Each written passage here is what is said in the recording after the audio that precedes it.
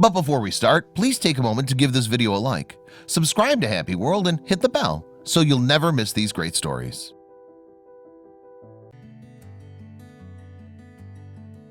The doctor carefully examined Timothy's ear and was surprised at what he saw. This was not something that he had seen before in his career and was definitely not something that could be fixed with a simple visit to the doctor. Teresa watched in silence, hopeful that the doctor would be able to help her son. However, it quickly became apparent that this would not be the case. The nurse had examined Timothy's ears from the inside and found something that caused her to gasp in surprise. She quickly excused herself and left the room, leaving Teresa and Timothy wondering what could be wrong. Timothy sat staring into space, lost in thought, while Teresa tried to make sense of the situation. The nurse's worried expression did nothing to ease Teresa's nerves as she entered the room again with a doctor in tow. After a quick examination, the doctor placed a hand on the boy's head and began explaining what she had discovered. While her words were reassuring, the gravity of the situation was not lost on Teresa. Teresa was shocked when the doctor told her what was causing Timo's ear problems. She would never have guessed it was a foreign object stuck in his ear. Now she was worried about whether or not Timo would be okay. The doctor assured her he would be fine, but she couldn't help but worry.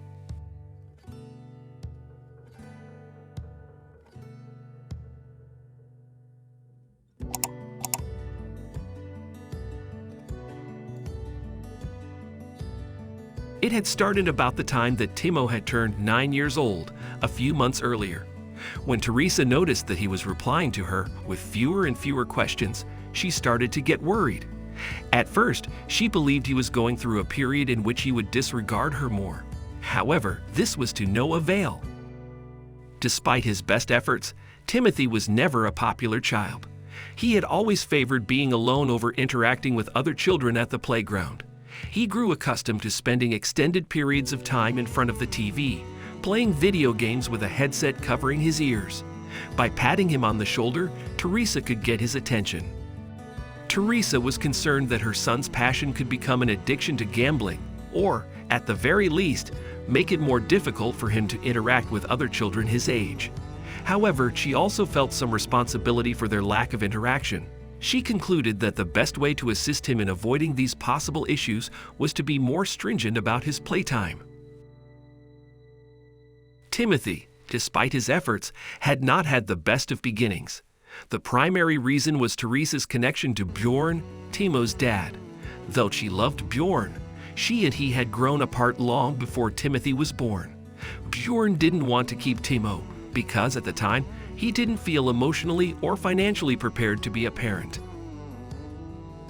Teresa, however, had always hoped to have children, even if she hadn't planned for them. So she had the baby, having convinced Bjorn that they would be successful parents. But by the time Timo was 2 years old, Bjorn's anger had reached a boiling point. The relationship between Teresa and Bjorn was hopeless by that point. It ended in the couple's divorce. Being raised without a father figure made it harder to mature into an adult. Teresa had personal experience with this subject matter. On the other hand, Bjorn and Timo never developed a particularly close relationship. There was nothing that he could do to assist Teresa until she begged him. After his departure, there was consequently very little to almost no discernible change. Teresa knew her son had struggled, even though Timo was too young to remember most of it. In light of this, she couldn't hold her son accountable for seeking solace in a medium such as video games as he got older. But this is getting out of hand. There was cause for concern, and she felt it. If Timo's hearing loss was a direct result of his prolonged use of the gaming headset, he had to take it off. Teresa told Timo about her worries and immediately began limiting his gaming time and, more importantly, prohibiting the headset use. To some extent, she hoped it would help. Teresa hoped that now that Timothy wasn't allowed to use the headset, she'd notice a change in his attentiveness. However, this was not the case despite Teresa's watchful eye on the headset. Timo's issues appeared to be getting worse. It was everywhere, and Teresa couldn't help but notice it. It was like Timo had never taken off the headset. Finally, someone else had taken note besides Teresa.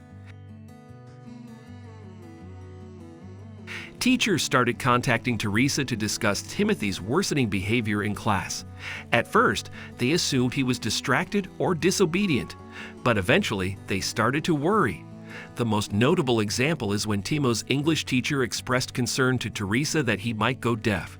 She also proposed an unexpected explanation for why.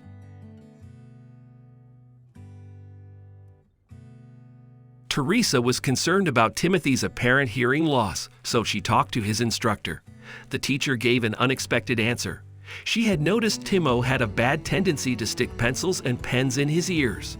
Perhaps that led to more extensive damage, or maybe something got trapped and couldn't move. Teresa's reaction to the teacher's theory was beyond worry. She had initially chalked it up to her attitude, but now it was clear that something else was at play. The problem with Timo's ears required her immediate attention. However, she knew Teresa would have to visit a doctor with Timo, someplace she'd been hoping to stay away from for some time.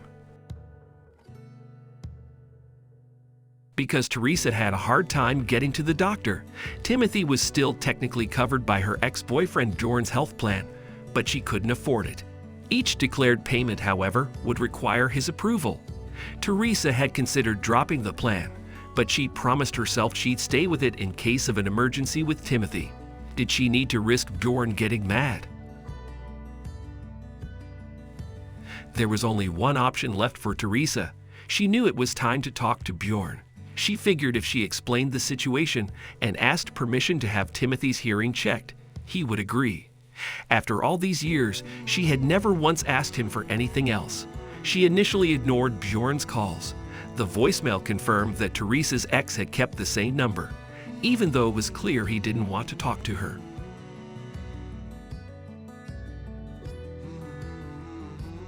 But Teresa persisted because she knew how important that appointment was for Timothy. After 5 days of unsuccessful calling, Bjorn finally picked up. Even after hearing an angry, "What do you want?" Teresa managed to keep her cool. She needed to pull through. The pain in Timothy's ears was now a frequent complaint. Teresa knew that he required immediate medical attention and that she would need Bjorn's assistance in getting him to a doctor. Bjorn swallowed his ire and gave Teresa a chance to explain herself. Teresa informed him of Timothy's diminishing hearing and growing pain as soon as she could. Regarding how going to the doctor suddenly seemed to be the only choice, she explained to Bjorn that she needed to use his insurance to pay for their son's medical care because she could not afford it herself. There was dead air on the other end of the line for a while. Teresa felt like hours had passed, even though it had probably only been a few seconds.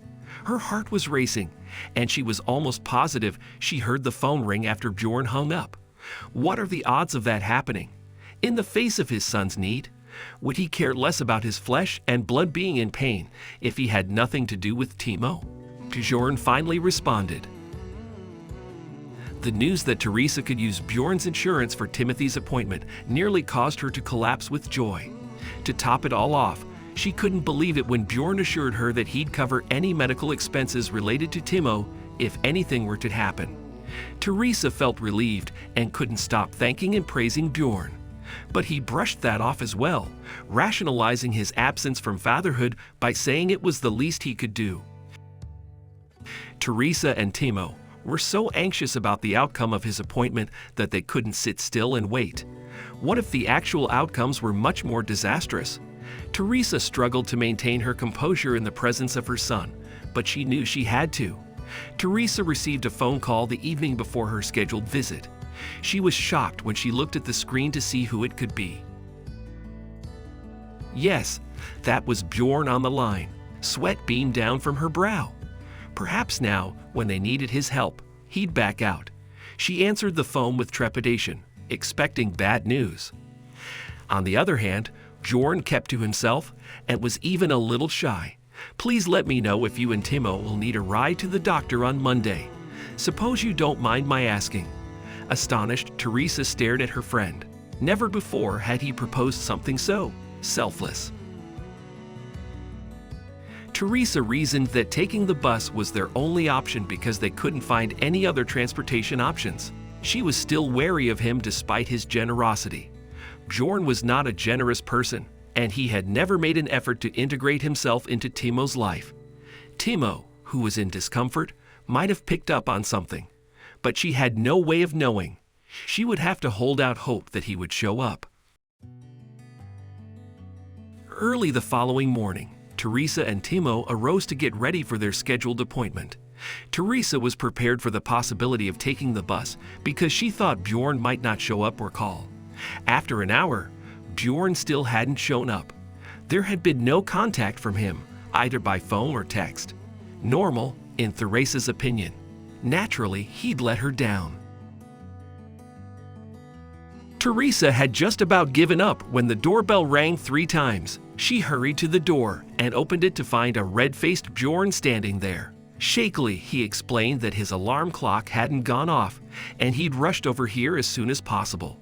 There was a brief look at the clock from Teresa. Astonishingly, he arrived promptly. The car ride to the doctor's office was expected to be eerily quiet. Bjorn didn't know how to be a father because he had barely known his son. Timo looked at the window and then at his feet, wriggling around restlessly. The whole thing was shaping up to be quite unpleasant. Bjorn's awkwardness at work was plain to see. Bjorn glanced at Teresa in panic as Teresa calmly responded to the receptionist's questions about Timo's birth date and everything else. A look at Bjorn's face revealed his obvious disappointment. This father's lack of knowledge about his son's background seemed to embarrass him. Teresa almost told Bjorn to wait in the waiting room when they were recalled to an examination room, but she refrained. He was Timo's father, and maybe if he knew how sick he was, he'd stop being cold toward his son. Timo shuffled his feet and made other efforts to make the journey last as long as possible, but eventually they followed the nurse into the room. Timo was not pleased. His mother had tried to limit his use of headphones, even though he only wanted to bring them with him. She was concerned that they might exacerbate his hearing loss, even though they were not the root of the problem. The whole ordeal frayed his nerves. He already felt uneasy about Bjorn's presence, and their lack of familiarity made things worse. The doctor came in after the nurse had finished examining Timo and introduced himself quickly to the parents. The doctor said he had a full schedule today, and Timo's severe hearing loss was the only reason he could see him so quickly. Bjorn audibly shook at the revelation. The situation didn't seem that dire to him. Before continuing with the examination, the doctor inquired Timo about the severity of his current pain. Timo asserted that he was not, since he had never before encountered ear pain that was even remotely bothersome. His hearing disability was no longer a problem because he had grown accustomed to dealing with it. Timo cooperated with the doctor's examination by remaining calm and quiet. He wanted to get out of there as soon as possible, so he tried to keep his composure as much as possible. The physician's eyebrows knitted together as he examined Timo's ear canals. Teresa's stomach lurched and a lump formed in her throat. What does it mean? Sighing, the doctor turned back to Timo's parents. I noticed that this side of his ear looked very different from the other. He seems to be missing a chunk of his eardrum, and the infection caused by Timothy's repeated stabbings looks quite severe. Bjorn turned away from the group to keep his face hidden.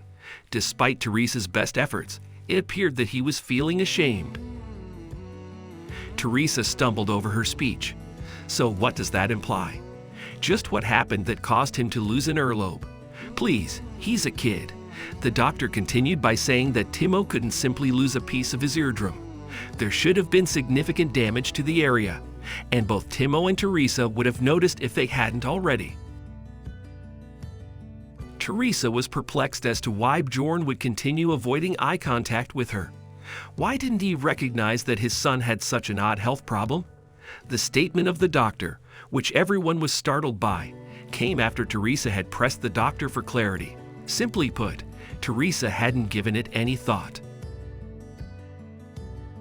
Timo's injury is unlikely to have flared up again recently. no harm has been done here.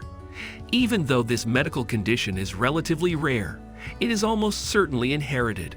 Teresa was taken aback when she learned this. She had never heard of this problem growing up, and neither had her doctors. She looked over at Bjorn, who was swallowing his shame. The obvious thought on his mind was not this. "Aw man," Bjorn mumbled. "I knew that was a possibility," as he looked pitifully at Timo. Teye scowled at Bjorn. He should have told them everything he knew about them by now. Teresa restrained herself from screaming and asked him to explain. After he had gathered up enough nerve, he managed to speak. Bjorn claims that this genetic anomaly runs rampant in his family. Since his dad and uncle had it, Bjorn assumed that Timo wouldn't be at risk of contracting it because he wasn't Bjorn's son or one of his brothers. That, alas, was not the case. Timo's hearing would not have deteriorated as much if the problem had been addressed sooner, the doctor told Bjorn and Teresa. As a result, Teresa experienced a sense of betrayal. Bjorn's only concern was himself. In any case, it wasn't something you wanted to keep from the mother of your child. She had no idea what could have possibly delayed him so long in breaking the news to her. "Bjorn, why didn't you say that?" She sobbed and made an effort to relax. Bjorn was at a loss for words for a moment, but eventually he opened his mouth to defend himself. He had convinced himself that he could avoid facing the reality of his decision to leave Timo and the accompanying regret for as long as he could. The doctor swallowed hard and gestured for them to talk later when they would have more privacy. The doctor said, "Fortunately, I have good news," trying to brighten the mood. The surgical correction of this condition is feasible, and the patient will recover quickly. Timo will not be absent from class.